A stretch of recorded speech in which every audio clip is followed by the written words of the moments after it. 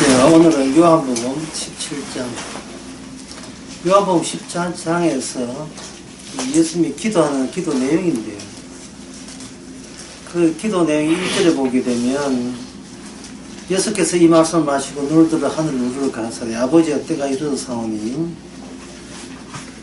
그 다음에 나오는 말씀이 우리로서는 잘 납득되기 어려운 말씀을 하셔요. 뭐냐면 아들을 영화롭게 하사 아들로 아버지를 영화롭게 하옵소서 이래 되어 있어요. 이 말은 뭐냐면 아버지는 그 자체로 영화롭지를 못하다는 거예요. 아들을 영화롭게 하는 경우에만 아버지도 영화롭게 된다. 우리들의 생각은 우리는 순서를 아버지부터 시작하죠. 아버지가 영화로우면 그 아버지 덕분에 아들도 영화롭게 된다. 이렇게 생각하거든요.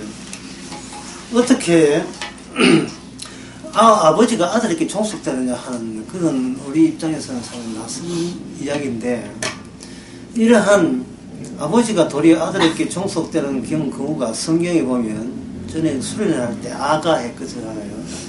그 아가 했던, 여러분 기억나지 않죠? 아가 무슨 이야기 했는지. 대전 수련회 때 아가 했거든요. 근데 그때 뭐 반찬 같은 거 기억나도 강의 내용은 기억이 잘 안 나실 거예요. 누구하고 싸우는 이야기는 기억해도 강의 내용이 기억이 안 날 수가 있거든요. 그 아가 이야기를 다시 한번 해보겠습니다. 아가 이야기에서 핵심은 나의 누이, 그 솔로몬의 술람이 여인 보고 나의 누이라고 했던 거예요. 누이라고 하는 건 같은 식구일 때 이야기하는 겁니다. 한 가족일 때. 나의 누이에 있다는 말은 여기는 오빠란 뜻이죠. 오빠이다. 술람이 여인에게 오빠가 두 종류의 오빠가 등장합니다. 아가에서. 하나는 뭐냐면 친오빠죠. 혈육적 오빠. 갈로 열고 혈육적 오빠가 있어요. 아가 1장부터 그리고 마지막 장까지 계속 이 혈육적 오빠가 걸거적거려요. 계속 걸거적거립니다. 이 가족이란 이유 때문에. 이 혈육의 특징은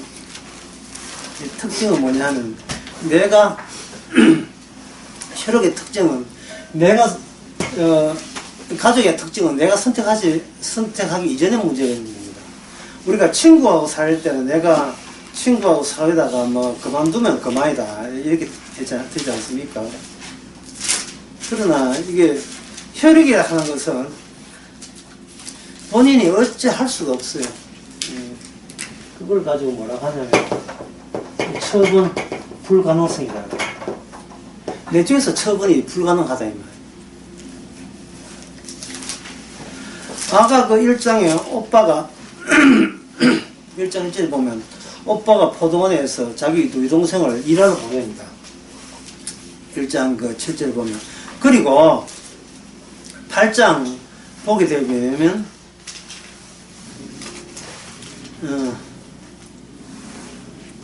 그 8장 그 7절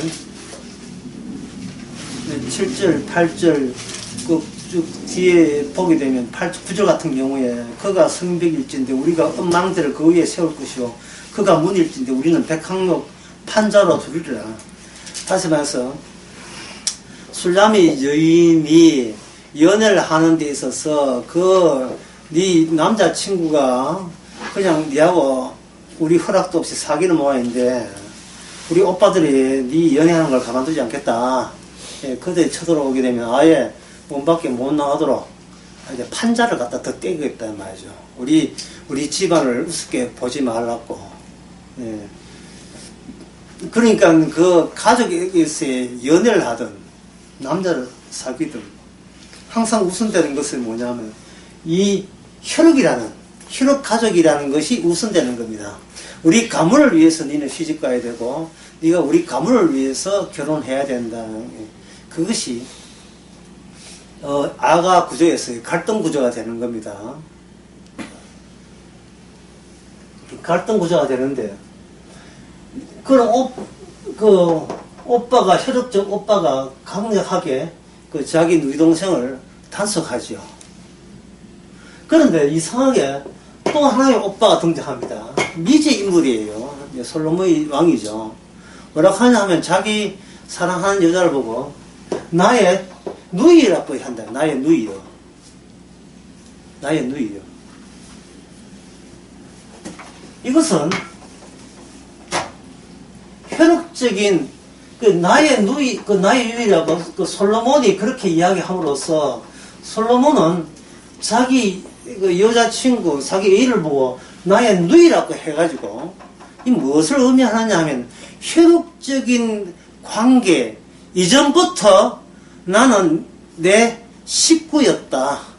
원형적으로 내 식구였다는 내 하나의 가족이었다는 것을 이게 알려줍니다. 가족이기에 나는 너를 데리고 올 수밖에 없다는 겁니다. 그렇게 아가서는 갈등 구조죠. 하나는 혈육이 버티고 있고, 그 혈육을 뚫고 혈육보다 더 우선되는 게 있다는 겁니다. 혈육보다 우선되는 거. 그런데 이 아까 제가 뭐라고 했습니까? 이 오빠 누이 동생은 본인이 선택해서 가족이 된 게 아니잖아요. 그걸 처분 불가능성이죠. 근데 새로운 오빠도 나의 누이라고 이야기함으로써 내가 너를 보고 누이라고 내 가족이라고 하는 것도 네가 처분 가능한 게 아니다는 거예요.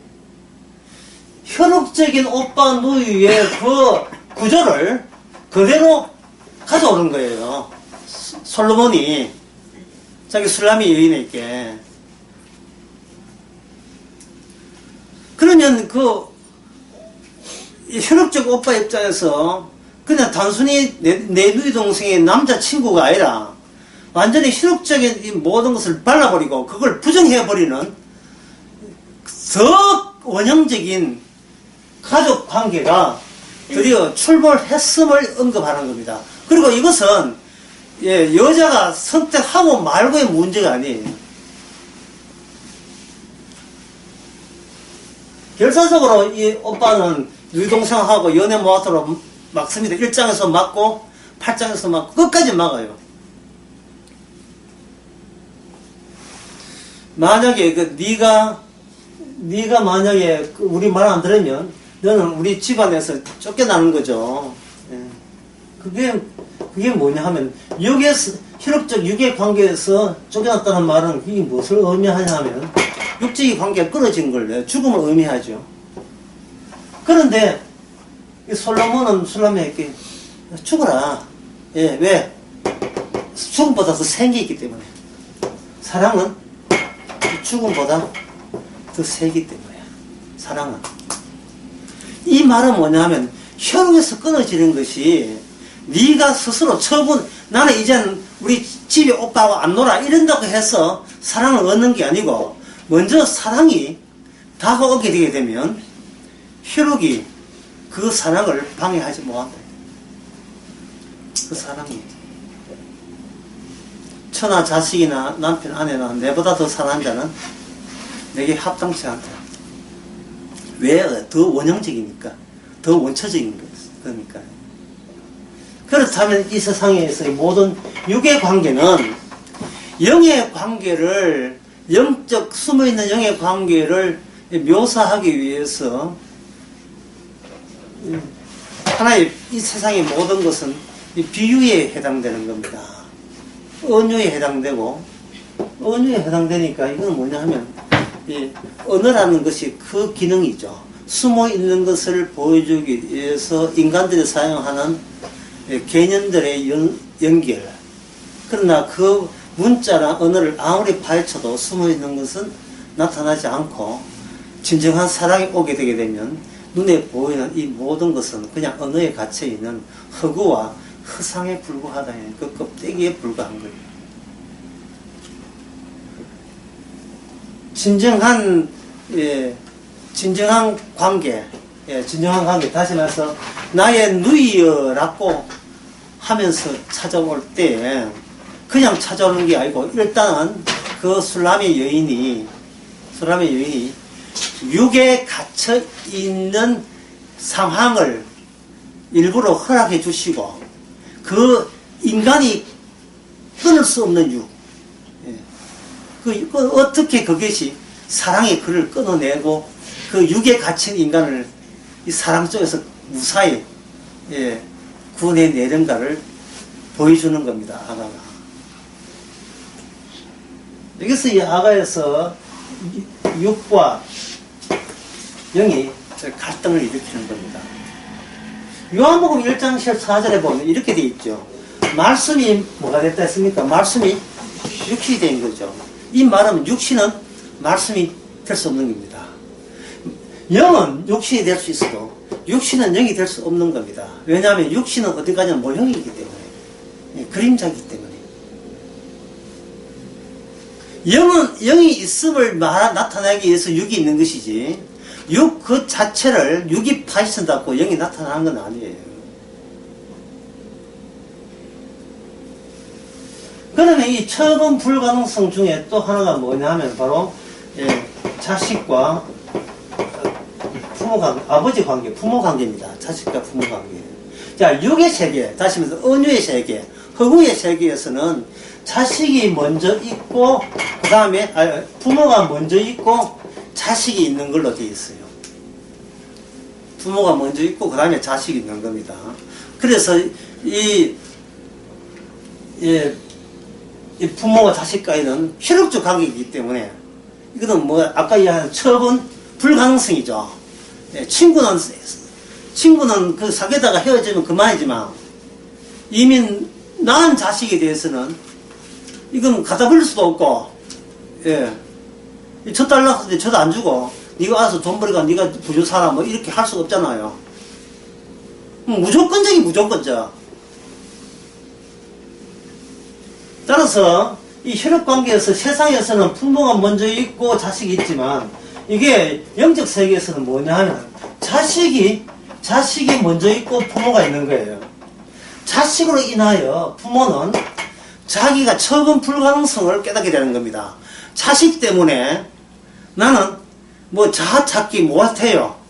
자아찾기 해가 헬스하고 있으면 아가 기가 와가지고 엄마 밥 줬다라고 울 때, 이거는 내 인생에 내 허락도 없이 그냥 끼어든 거예요. 자식이 3명이야 돼. 어쩔 수 없잖아. 4명 되는 걸 이제 가까스로 막았다마는.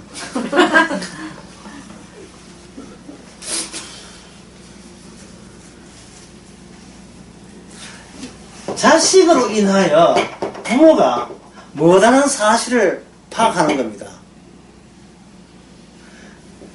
자식이 나를 일방적으로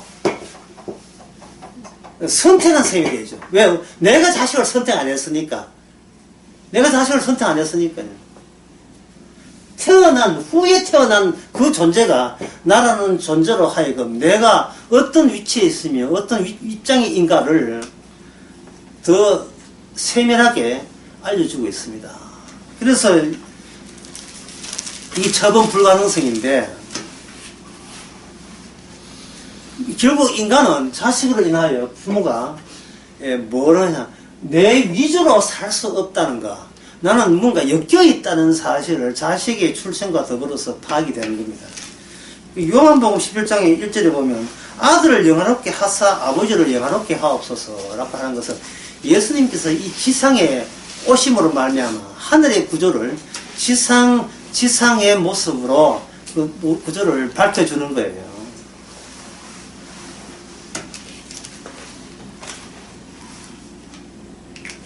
그런데 우리가 아다시피 제가 처분 불가능성, 다시 나는 그 누구로부터 선택당했다. 난 그 누구로부터 선택당했다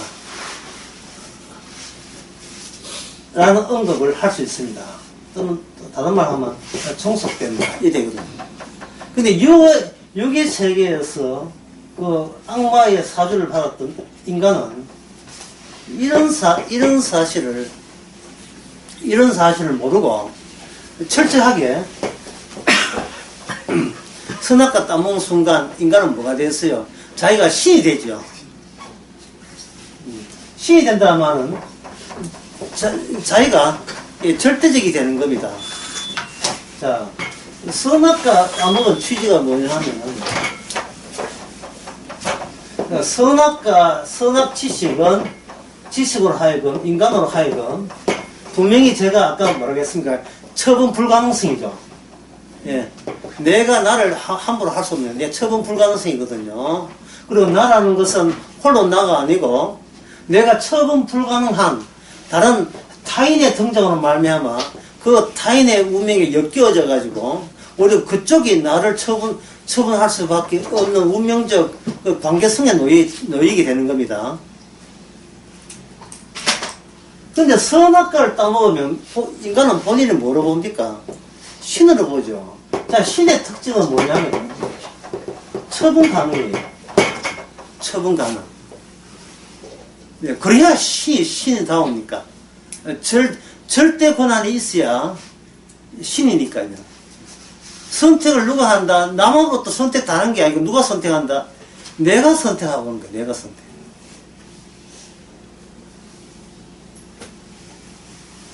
자, 이제부터 어렵습니다. 내가 선택할 때, 내가 모든 걸 선택한다 할 때, 이것은, 바로 예수님이 아들과 아버지의 관계를 거부한 거예요. 천상천하 유아도 없죠. 나는 나밖에 없기 때문에. 내가 최고가 되어야 신다우니까. 그럼 내가 선택할 때, 여기 나가 나오죠, 나. 근데, 이 나라라는 것이, 이게 험하고 허구적인 거예요. 왜냐하면 나라는 게 없고 뭐가 있느냐 하면 몸이 있는 겁니다.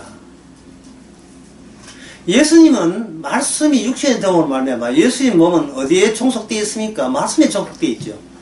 예수님 마음대로 사는 게 아니죠. 아버지의 뜻대로 살죠. 아버지 뜻이라 하는 건 말씀이고 예수님은 철저하게 말씀에 종속되어 있습니다. 예수님의 몸은 그런데 인간의 몸은 인간의 몸이라는 것이 선악체계 악마에 종속되어 있으면서 인간의 몸은 여기다가 악마가 사주를 받아서 이걸 뭐라 합니다. 그냥 나가 아니고 절대적 나가 되는 겁니다. 절대적 나. 왜? 내가 신이 되어야 되니까. 그렇다면 여기서 무엇과 몸이 지금 괴해야 되어 있을까요? 몸이라 하는 것은 종속되는 건데 처분 불가능이거든요. 몸이 스스로. 그런데 여기서 몸을 버리고 뭐로 나왔어요? 몸을 버리고 나로 나왔으니까 나는 이건 자칭 신이 되는 겁니다. 자칭 신.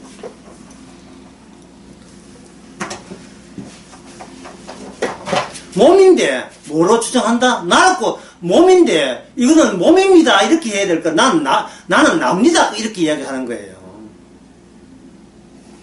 내가 몸이라 하면 이 몸은 어디서 왔느냐가 문제가 되지만 내가 나라고 한다면 나는 누가 만들었어요? 나는 내가 만든 거예요. 나는 내가 이 몸을 가지고 나라고 지칭했기 때문에 내 몸을 내가 처분 가능한 거예요. 내 몸 가지고 내 마음대로 하는데 네가 와 이러잖아요. 이 내 몸이니까 내 몸이라고. 그래 몸은 처분 불가능한데 나라고 해가지고 어디서 뚝 떨어진 나가 있어가지고 몸을 이걸 자기화 시키고 자기 거를 만드는 거예요.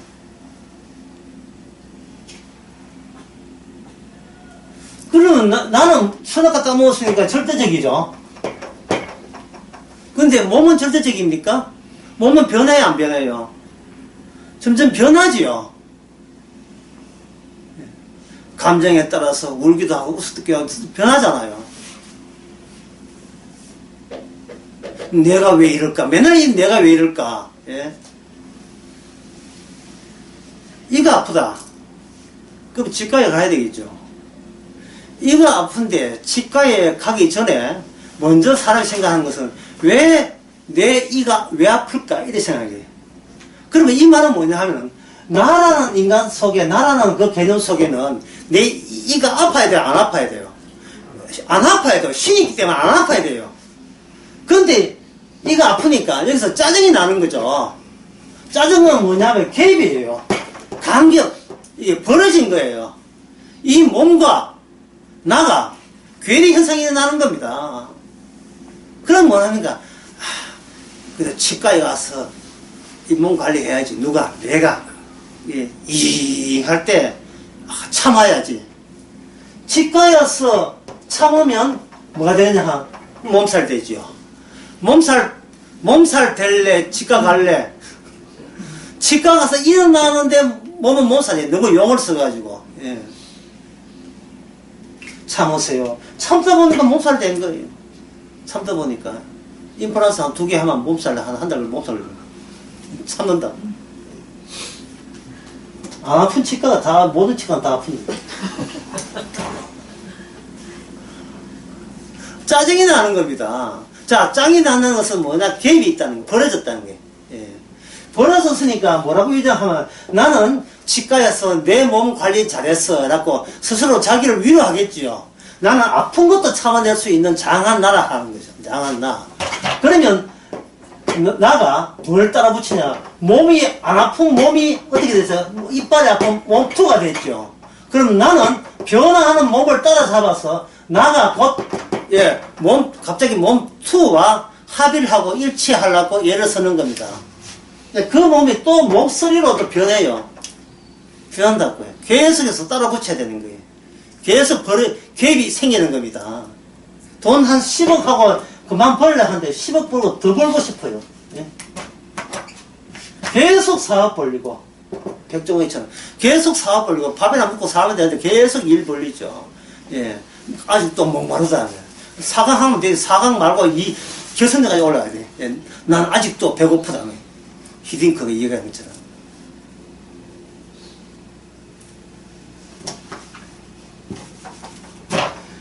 내가 몸을 정하고 싶은데 반대로 몸이 나를 자꾸 정하고 있는 거예요. 그래서 사람들은 몸 따라 변하는 나 말고 몸이 어떻게 달라지더라도 나는 한결같이 나이고 싶다. 그것을 뭐라고 하나? 그걸 주체라고 하는 거예요. 그걸 주체라고 하는 거예요. 주체라고 하는 것은 있을 수가 없어요. 한결같은 나가 있을 수가 없어요. 이 주체는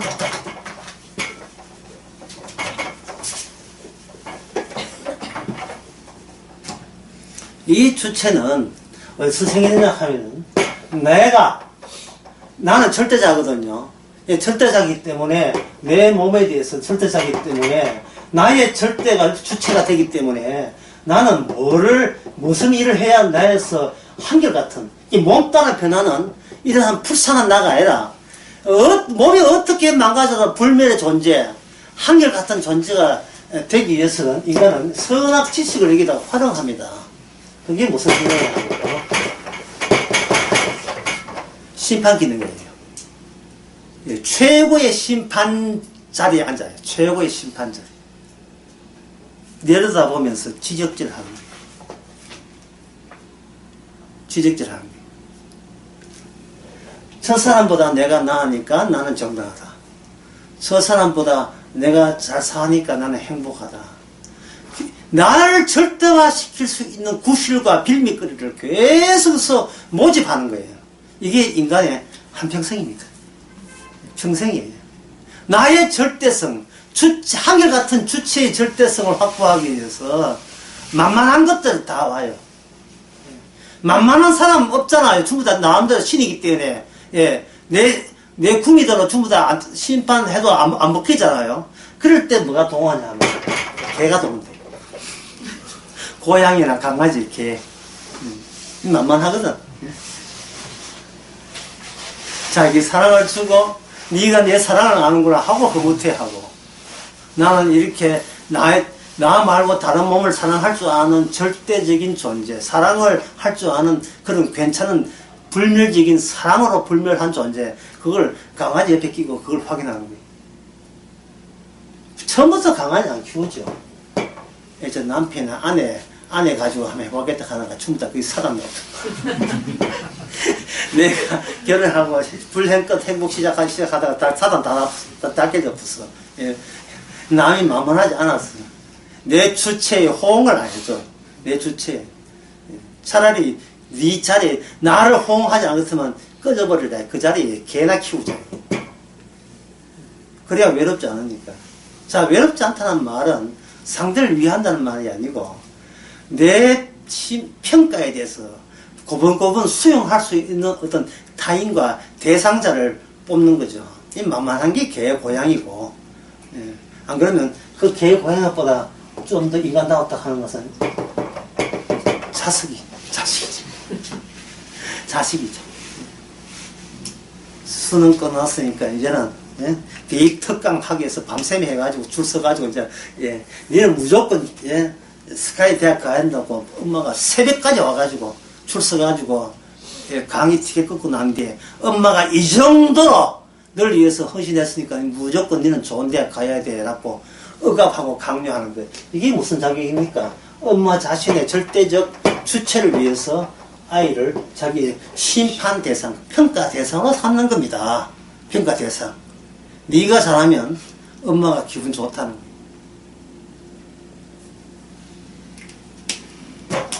자,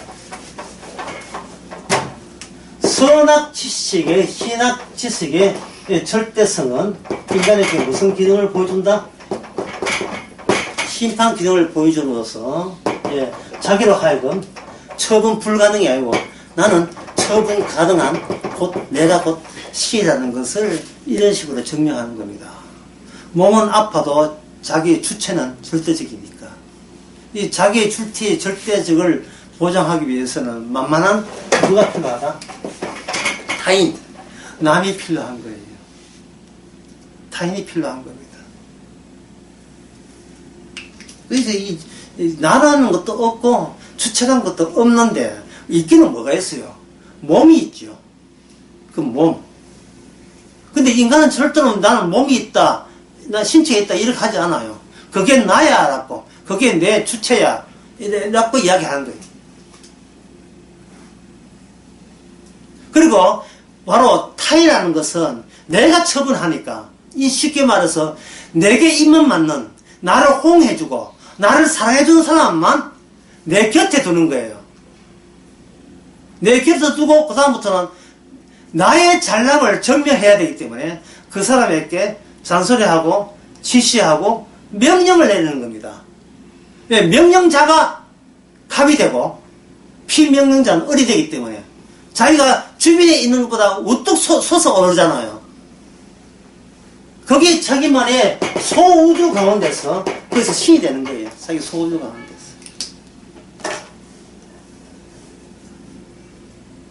그러니까 이거는 뭐냐면 계속 처분 가능한 것만 찾아다니죠. 처분 가능한 것만.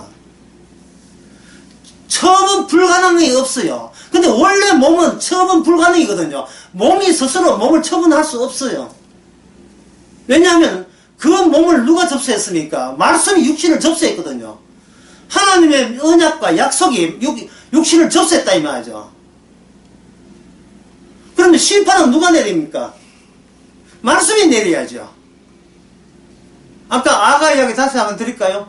그 술람이에게 혈육적인 오빠가 계속 뭘 방해하고 있어요? 이게 오빠하고 유동생은 다 단단한 결속되어 있는 자기만의 패밀리 가족이 있다. 이게 가족이잖아요. 그런데 그 누동생이 어떤 남자친구가 사귀니까 이건 뭐로 보냐면 우리 가족의 절대성, 불멸성, 처분 가능성을 방해하는 인물로 보는 거예요. 그 자기 누이동생의 남자친구를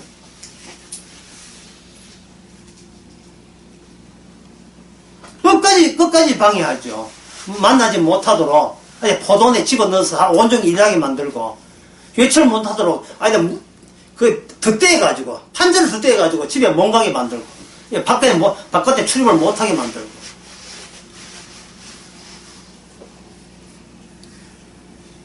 그래놓고 우리끼리 저들끼리 그게 사랑이래. 이게 우리 가족이라는 겁니다. 그러나 술람의 여인은 어디서부터 탈출해요? 바로 바깥에서 온 그 솔로몬의 사랑이 뭐를 강제로 찢어버리고 떼냅니까? 선악책이 있어야 가족은 가족이 아니다 이 말이죠. 육의 가족은 가족이 아니에요. 육은 영을 묘사하는 것밖에 안 되거든요. 원형적인 그 육이 육덕이 했던 원형적인 그분이 그 육의 관계를 끊어버리고 자기 사람을 데려오는 거. 이게 바로 성경에서 말하는 사랑이라는 거예요. 사랑. 그게 사랑이에요. 육을 끊는 게 사랑이에요. 육을 끊어버리는 거야. 처음으로 누가 해요? 여자가 합니까? 남자가 합니까? 그 솔로몬이 사랑을 줌으로써 여자는 뭐 자기가 누구의 동생이고 누구 집안이가 없어요. 이제는 그분의 처분에 맡기죠. 말씀이 육신이 된다는 말은 말씀이 육신을 처분한다 이 말입니다. 예수님이 모든 생애가 말씀대로 움직이죠. 말씀대로.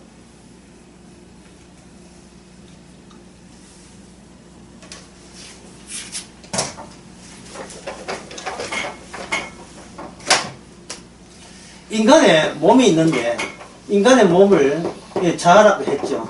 자아가 했는데 몸이 자꾸 변하잖아요.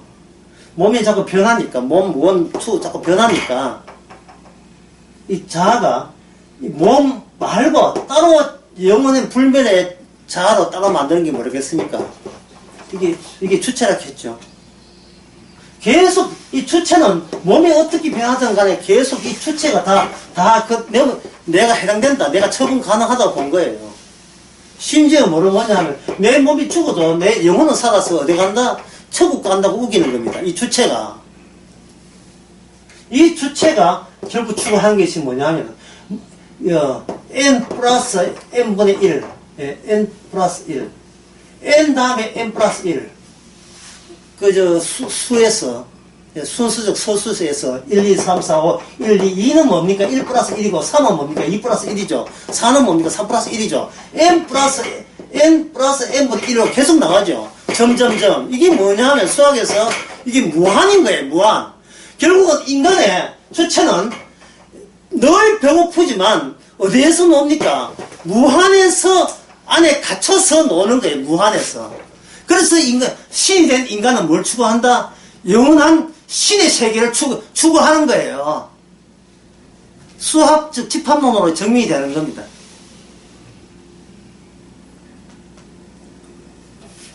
계속 변하니까 지금 오늘 나와 내일 나가 다르니까 자꾸 이거 따라가려니까 짜증나잖아요. 에이 그걸 하나를 묶어버리자. 이게 수학에서 뭐냐 하면 집합론이라는 겁니다. 예, 집합론. 쉽게 말해서 내가 내 하나라도 셈할 수 있다면 나는 무한한 존재다 이 말입니다. 이게 현대 수학자들의 결론이에요. 내가 셈하면 내가 하나 둘 헤아릴 수 있다면 그것이 바로 내가 곧 무한 속에서 무한까지 파악한 진리임을 증명한다는 거예요. 그리고 이거는 묻고 따지지 마라. 이거 왜냐하면 이게 공리니까. 공리. 묻고 따지는 게 아니에요. 일단 그렇게 정하자. 그 정해버리자.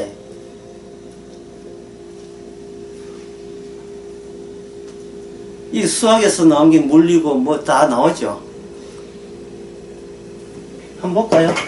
셈하기가 가능하면 하나 둘 셋 넷 집에 강아지가 4마리 있으면 하나 둘 넷 하죠.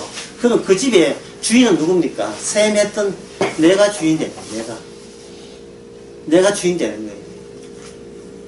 왜? 내가 판정관이고 내가 가치를 결정하고 내가 나에게 소환되는 의미를 제공하기 때문에.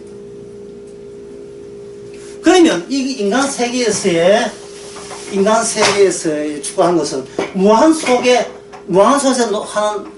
속에서 계속 움직이는 놀이고 이 게임이 되겠죠. 게임. 인간은 평생 게임 하나 벌려보는 게 무엇이에요? 무한 안에서 무한이기 때문에, 그 무한은 무한이기 때문에 다 마저 정복이 안 되지요. 근데 여기서 뭐냐면, 선악 지식은 계속해서 개발이 가능하고, 발전과 모험을 결행하고자 하는 거예요. 인간의 사는 이유는 게임 속에 판돈 들고 미지의 무한을 향하여 도박을 벌리는 겁니다. 왜 무한을 향한 도박을 벌릴까요? 미흡하니까. 주체는 영원한데 실제로 주어지는 이 모든 것은 내 욕망이 부족하니까. 어제가에 사업 벌리고 밥이나 먹고 되는데 그게 아니고, 아니야, 더 벌여야 돼. 이유를 묻지 마라. 내 주체가 그래. 나는 그러고 싶어. 여보, 처갓집에 처갓집 집 얼마 하노? 이런 거 묻지요. 좀 재피고 사업 한번 벌려보자. 사업 벌려보자. 당신 돈 얼마 끌어모을 수 있는, 친구한테 얼마 끌어서 모을 수 있느냐? 왜 그런데요? 나 아직 배고프다. 계속 배고파요. 계속 배고파.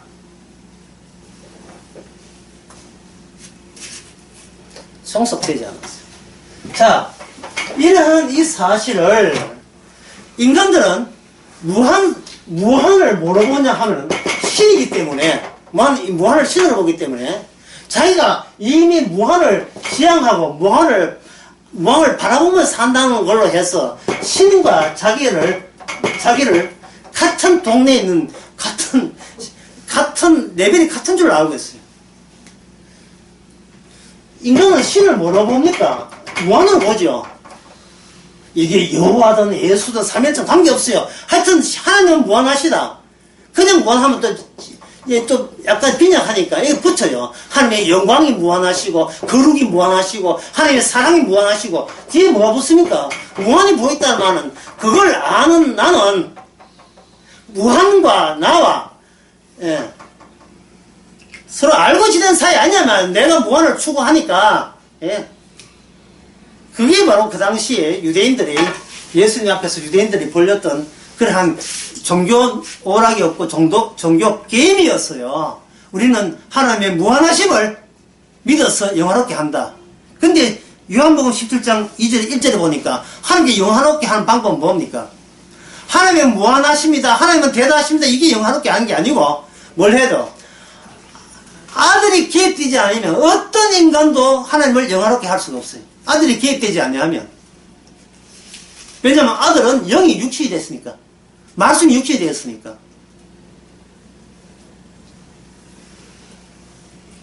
말씀이 육신이 되고 그래서 아버지가 영화롭게 된다면, 이 말은 아버지를 영화롭게 된다는 것은 이미 베타적으로 예수님 빼놓고 다 제거 대상이 되는 겁니다. 어떤 인간도 영화롭게 될 수가 없는 거예요. 요한복음 로마서 3장 23절 찾지 마세요. 여러분들은 이제 여기 있으면 도사입니다. 모든 사람이 죄를 범했으니 하나님의 영광에 이르지 못하는 모든 사람의 죄를 범했으니. 그리고 로마서 3장의 10절에 11절에 보면 의인은 없나니 하나도 없다. 같은 로마서 3장에 보면 율법이 주어진 것은 입을 막고 하나님의 저주 아래 있습니다. 인간 존재가 무한한 신을 열망하고 신에게 질주하고 달려간다는 것은 그들은 지금 자기가 무한한 존재라고 착각해가지고 지금 게임을 하나님하고 판단하고 게임을 하는 거예요. 사업만 개발하고 모험하는 게 아닙니다. 자기 자신의 거룩함과 경건함을 두고 자기가 자신에게 모험에 나서는 거예요. 이 정도 금식하면 영광 되겠습니까? 이 정도 기도하면 영광 되겠습니까? 이 정도 헌금하면 하나님 기뻐하시겠습니까? 이 정도 하나님께 모든 걸 다 몰입하면 하나님 원하시겠습니까? 이렇게 하죠. 그래서 제가 지난 주일 낮에 이런 이야기 했잖아요. 하나님을 찾으면 찾을수록 그 현장에 본인만 있다. 본인만 있다. 거짓말쟁이들, 이 세상에 교회 다니는 거짓말쟁이들 전부 다 사기입니다. 전부 다 사기예요. 하나님이 열심히 할수록 거기에 미흡함이 남고 모자람이 있고, 그걸 남한테 들키지 않아서 예수 내가 무한을 향하니까 나 괜찮다고 본인이 보면 보고 불멸의 존재라고 영원한 영생을 받은 존재라고 인정하는데, 도대체 그 몸은 원래 어디서 온 몸인지는 그거는 알 도리가 없죠. 몸이 어떤 위치에 있는지를 모르죠. 이 몸이 어떤 위치에 있는지.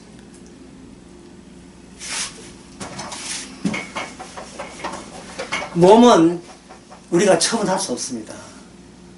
이 몸은 처분 불가능해요. 그거는 바로 예수님을 통해서 분명해졌습니다. 예수님의 자기 몸도 자기가 마음대로 처분하지 못해요. 말씀대로 처분돼야 돼요. 몸이 처분대로 된다는 말은 예수님이 있어서 나라는 것, 예수님의 주체라는 것은 조건이 붙어요. 뭐냐면 말씀대로 될 때만 예수님의 주체가 주체답고 나가 나다운 거예요. 왜냐하면 이 몸은 말씀을 위해서 있기 때문에. 그래서 말씀이 육신이 된 거예요. 자, 아까 제가 한 일단 공식 봅시다. 몸이라는 것은 선악과를 따먹으면 어떤 기능이 있다? 이제 심판 기능이 있죠. 심판 기능. 자, 두 개의 몸인데 예수님의 몸만이 영화롭게 하죠. 예수님의 몸과 그 외의 모든 몸. 근데 몸인데 여기서 뭐가 나온다 했습니까? 몸인데 그들이 자아를 통해서 심판 기능을 하죠. 예수님도 뭐 합니까? 심판 기능을 하죠. 자, 두 개의 심판 기능 가운데 어느 것이 실효성이 있고 실제적으로 심판이 효과가 있는 심판이냐 하는 겁니다.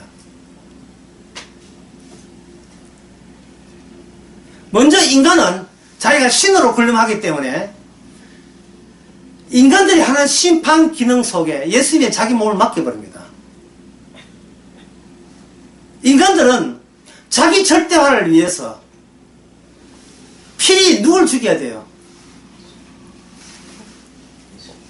자기 절대화를 방해하고 해방하는 그것을 제거하는 기능이죠. 그 제거할 때 뭐라고 하냐? 그걸 악이라 하고 이다라 하고 죄인이라고 이야기하면서 제거해버려요.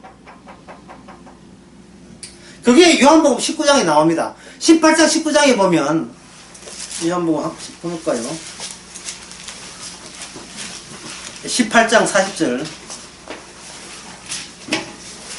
18장 39절 보면 6월절에 내가 너희에게 한 사람을 놓아주는 전례가 있으니 그러면 너희가 유대인을 너희에게 놓아주기를 원하는 하니 저희가 수지를 하되 이 사람이 아니라 바나바라 하죠. 빌라도가 요한복음 빌라도가 계속해서 뭐냐, 예수님은 죄 없다고 이야기해요. 죄 없는 사람이 한두 번 이야기한 게 아닙니다. 죄 없다고 하지만 유대인들은 죄가 없으면 당신에게 안 맡겼습니다. 죄인으로 처분해 주세요 라고 하는 거예요. 계속해서 심판 기능을 그들의 주체가 심판 기능을 예수를 향하여 하는 거예요. 아까 몸이 절대적으로 하기 위해서는 처분 가능하죠.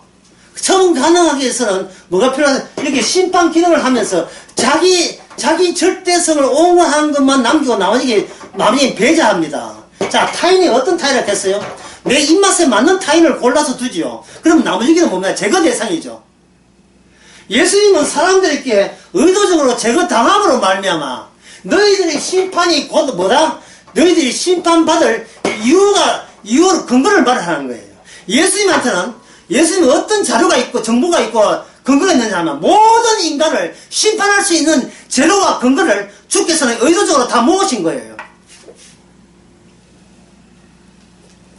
성령께서는 그런 걸 지적했고, 성령께서 요한복음 6장에서 16장에서 죄에 대해서, 의에 대해서, 심판에 대해서 너희를 심판해라.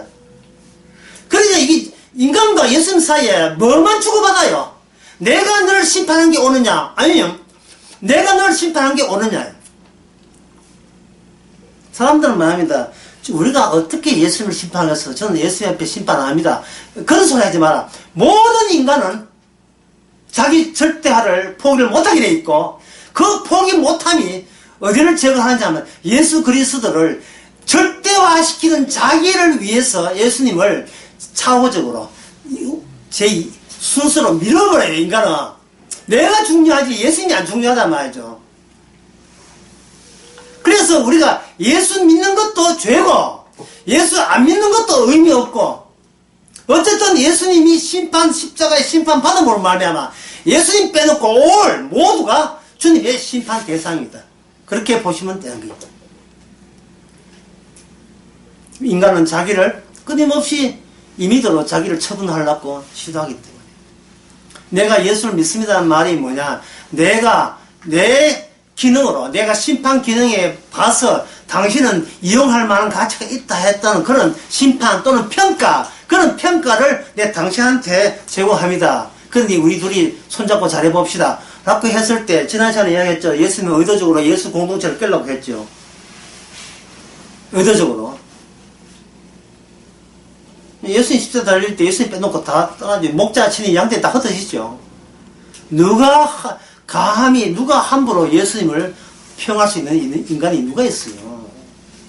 0이 6이 된 거지 6이 0이 될 수 없어요. 0을 모르면 자기 자신이 누군지도 몰라요. 지금 무슨 일을 하는지도 몰라요. 그냥 사탄의 본능대로, 악마의 본능대로, 선악적인 지식 본능대로 움직이는데, 그 움직임은 뭐냐 하면은 바로 자기 자신 빼놓고 전부 다 모든 것을 처분해버리는 거예요.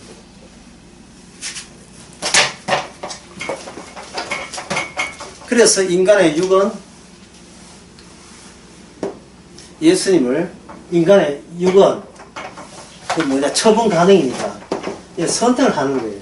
뭐냐면 죄인을 선택합니다.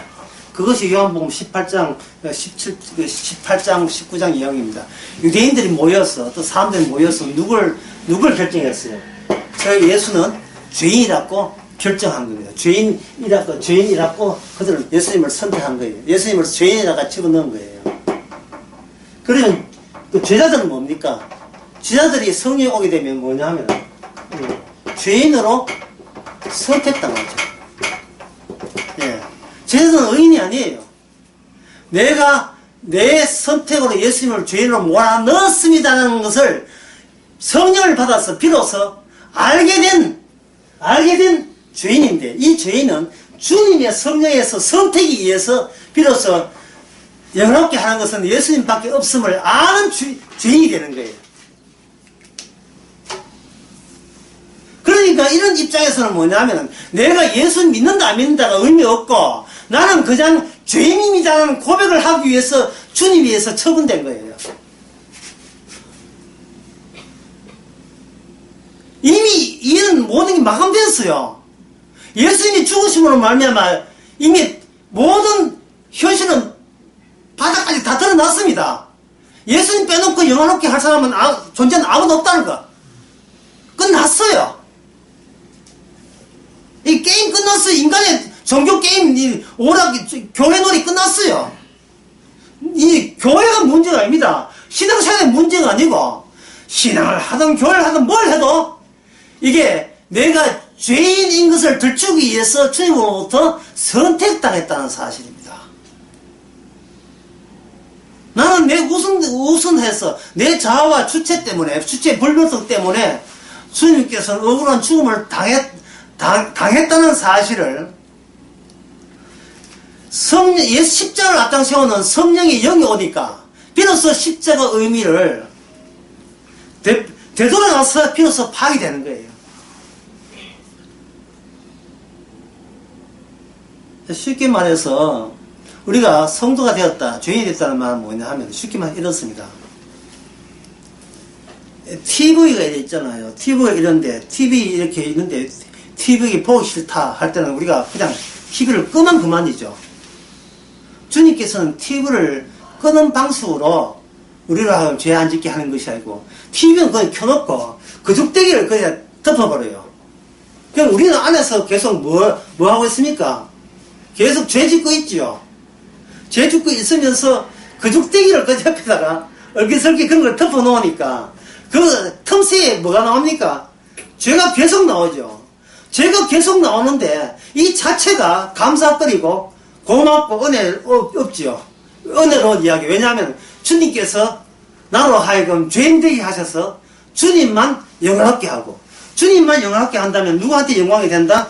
아버지께 영광이 되는 그러한 자로 간택되었다는, 선택받았다는 거예요.